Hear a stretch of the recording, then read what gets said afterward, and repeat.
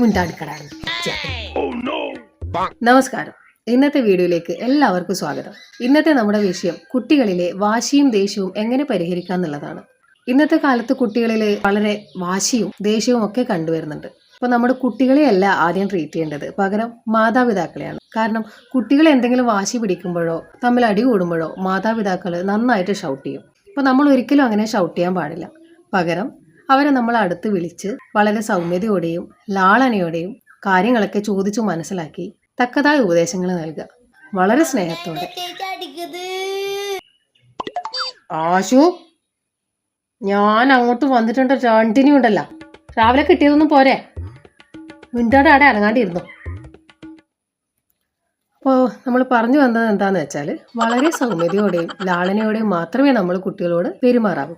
അപ്പോൾ അത്രയേ ഉള്ളൂ ഇന്നത്തെ വീഡിയോ. നന്ദി.